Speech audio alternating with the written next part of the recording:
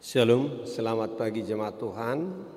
Marilah kita beribadah sejenak sebelum kita memulai kegiatan kita hari ini. Kita bernyanyi dari buku NDHKBP nomor 218 ayat 2.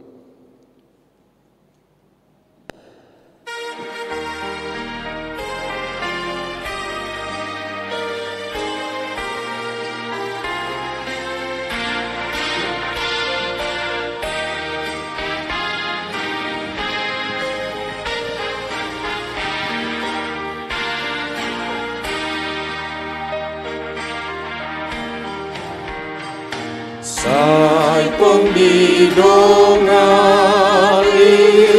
na porsiai jalagan hari robasanai nasomarkan di gogolai Namandok Tuhan aku nasundengani ku nasomarganku di gogolai Namandok Tuhan aku nasundengani.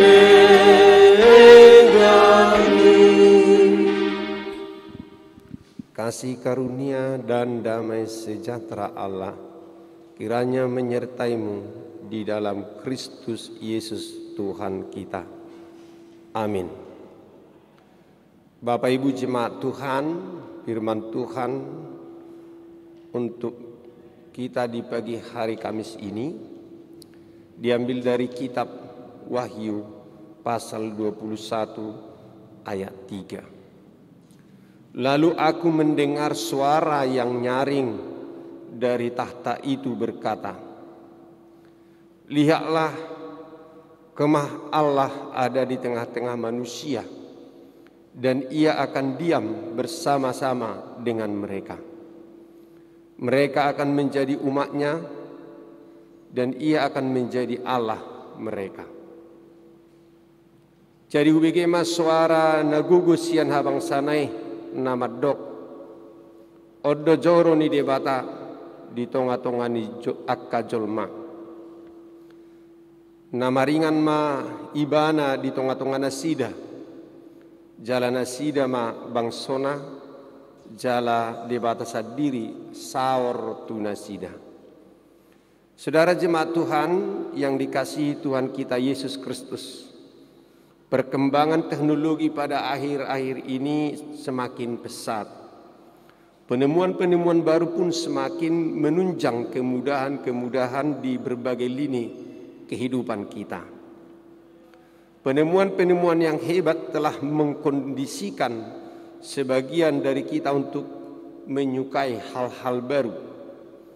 Telepon seluler atau Android, merek tertentu selalu menjadi incaran dan rebutan banyak orang pada saat peluncuran produk baru. Kadangkala sebuah produk baru benar-benar memuaskan si pembeli atau si pengguna. Ada banyak fitur baru yang kreatif, inovatif dan revolusioner. Ada pula momen kekecewaan tak kala pembaruan yang ditawarkan ternyata tidak selalu signifikan. Tuhan Allah kita pun melakukan pembaharuan atas kita. Allah merestorasi hidup kita dan berkat-Nya pun selalu baru tiap hari. Seberapa barukah restorasi yang dilakukan Allah? Kita perlu secara cermat membedakan ucapan aku membuat segala sesuatu baru dengan aku menjadikan segala sesuatu yang baru. Kalimat pertama menyeratkan pembaruan atas hal-hal yang lama. Kalimat terakhir mengesankan hal-hal yang benar-benar baru, belum ada sebelumnya. Hal-hal yang lama kini diperbaharui.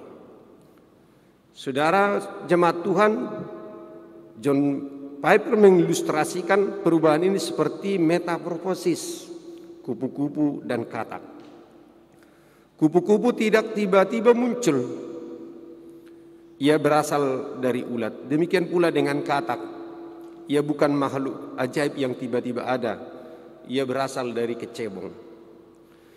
Janji tentang pembaruan ini diberi penegasan dalam beragam cara. Dalam teks Yunani, kata sifat baru, kaina, diletakkan persis sesudah kata lihatlah, ido, sebagai sebuah penekanan. Lihatlah, baru aku menjadikan segala sesuatu. Kekuasaan dari yang mengucapkan janji ini ditandaskan melalui sebutan, dia yang duduk di atas takhta. Perintah secara eksplisit untuk menuliskan janji pembaruan juga menyiratkan sesuatu yang sangat penting. Ditulis supaya banyak orang mengetahuinya, sehingga nanti dapat mengecek kebenaran dari perkataan tersebut. Bagian ini bahkan ditutup dengan menandaskan bahwa perkataan-perkataan yang diucapkan oleh Allah tepat dan benar. Di dalam bahasa, dalam terjemahan baru, pistoi kai aletoinoi, sesuai teks Yunani. Pistoi kai aletoinoi sebaiknya diterjemahkan setia dan benar. Perkataan ini bukan hanya benar tetapi juga pasti akan dilakukan oleh Allah yang Maha Kuasa. Allah membaharui relasi dengan umatnya. Yerusalem baru sebenarnya lebih ke arah orang daripada bangunan. Yang ditekankan adalah kumpulan umat Allah. Hal ini terlihat dari semua ukuran detail kota yang berkaitan dengan angka 12. Angka 12 sebagai simbol umat Allah di perjanjian lama 12 suku Israel, dan di perjanjian baru 12 rasul. Di samping itu sama seperti umat Allah adalah mempelai anak domba, demikianlah Yerusalem baru berdandan seperti pengantin. Tidak seperti Yerusalem duniawi, kota yang baru ini tidak memiliki bait Allah di dalamnya. Allah yang menjadi baitnya. Allah sendiri berkemah di tengah-tengah umatnya. Kata benda kemah atau skene dan kata kerja berkemah, skeno, merujuk pada kemah suci atau tabernakel, bukan kemah-kemah biasa. Ini adalah perwujudan sempurna dari relasi kita dengan Allah. Allah meniadakan kerusakan ciptaan. Kita semua sadar bahwa dunia yang sekarang ini bukanlah tempat yang sempurna. Dosa telah mengubah wajah dunia secara signifikan. Dosa adalah pintu masuk bagi semua derita. Penderitaan menjadi begitu terbiasa bagi kita. Kehilangan tak terhindarkan, kematian pun tidak terelakkan. Tidak peduli seberapa baik kualitas kehidupan kita, penderitaan dan kematian pasti akan menghampiri. Tidak ada seorang pun yang kebal terhadap kesusahan. Saudara jemaat Tuhan, di langit dan bumi yang baru nanti, semua carut marut akibat dosa ini tidak ada lagi. Segala sesuatu yang membawa kesusahan dan kesedihan akan berlalu.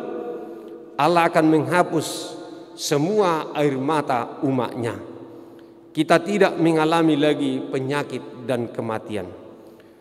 Maka jika Allah sedemikian mengasihi segala sesuatu, kita pun harus meneladaninya. Dunia ini memang tidak sempurna, namun itu bukan alasan untuk mengeluh dan meratap. Allah menang. Allah memang akan merestorasi semuanya. Tetapi itu bukan alasan untuk bersikap cuek dan bermalas-malasan dalam memperbaiki dunia ini. Tubuh yang kita miliki sekarang memang akan musnah, namun itu bukan alasan untuk mengabaikan dan merusaknya melalui pola hidup yang tidak sehat. Dalam relasi kita dengan Allah, Dia kadangkala memang sulit untuk dipahami, tetapi ini bukan alasan untuk menjauh dari Dia. Amin. Mari kita bernyanyi dari buku NDH KBP nomor 837 ayat 1 Sadahuta nama Cayuli.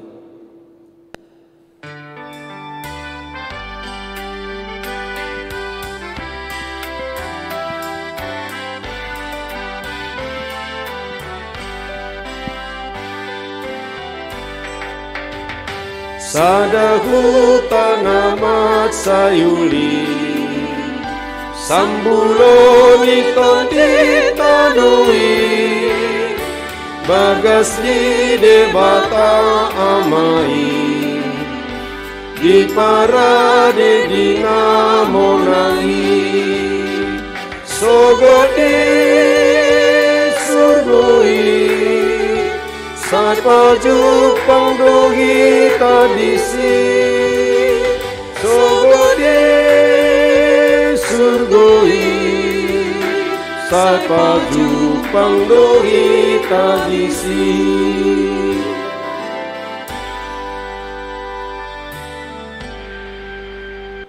Ya Tuhan Allah Bapa kami, Allah yang sungguh mengerti kelemahan dan kekurangan kami.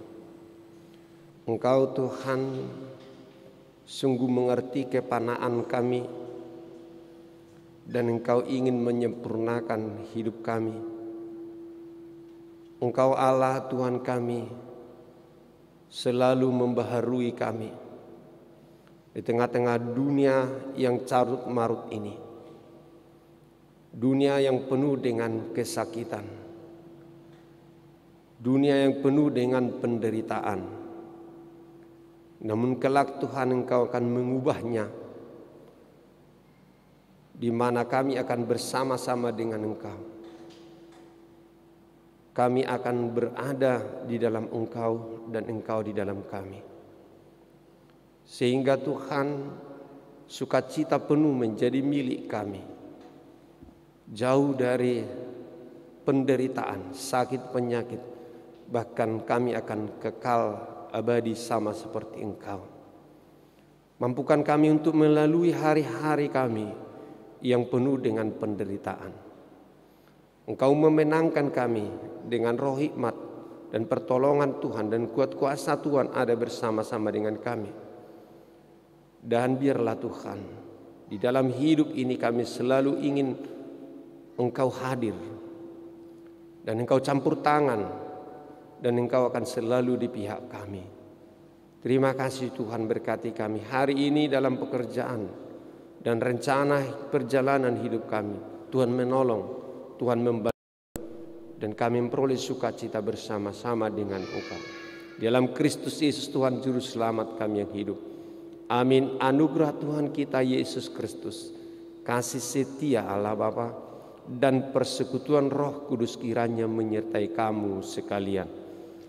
Amin. Salam sehat, Tuhan memberkati. Horas.